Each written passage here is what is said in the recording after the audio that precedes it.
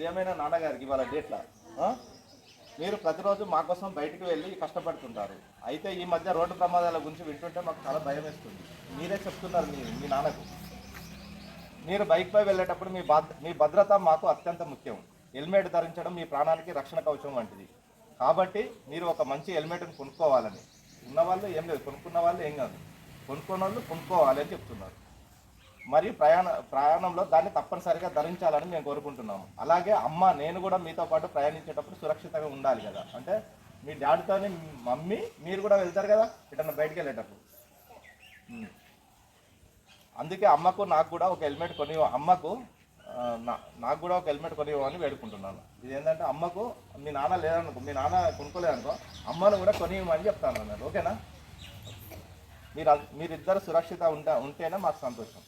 వాళ్ళిద్దరు పేరెంట్స్ సురక్షితంగా ఉంటేనే కదా మనకు సంతోషం. వాళ్ళకి ఏమన్నా దెబ్బ తాకిందనుకో ఏమవుతుంది? మన స్కూల్కి రామా రోజు. వాళ్ళకి దెబ్బ తాకితే వాళ్ళు మనకు మమ్మీ లంచ్ పెట్టదు, అవునా కదా? అందుకే వాళ్ళు క్షేమంగా ఉండాలని కోరుకుంటలేరా? మీ వంతు కర్తవ్యం ఏంది? ఈరోజు మేము వచ్చినాం, మీకు చెప్పినాం. నాన్నకు కొంతమంది మమ్మీ వాళ్ళు కూడా స్కూటీ నడుపుతారు. ఇప్పుడు ఏంటంటే ఇద్దరికి ఎందుకు చెప్తున్నా అంటే కొంతమంది మమ్మీ వాళ్ళు కూడా స్కూటీ నడిపే వాళ్ళు ఉన్నారా లేరా? ఉంటారు కదా. మమ్మీ తోలితే మమ్మీ డ్రైవింగ్ చేస్తే మమ్మీ కూడా హెల్మెట్ పెట్టాలి. అందులో ఎగ్జామ్షన్ ఎవరికి ఏం లేదు. దెబ్బ తాకేటప్పుడు మమ్మీ డాడీ లేకుంటే మగవాళ్ళు ఆడవాళ్ళు అని ఏముండదు కదా, అందరు సమానమే కదా డ్రైవింగ్లో. దాని గురించి చెప్తున్నాను. ఈ లెటర్స్ మీ పేరెంట్స్కి ఇవ్వాలి. ఇస్తారా? ఇది చదువుకోండి. చదివి మీ మమ్మీకి డాడీకి ఇవ్వాలి. ఓకేనా?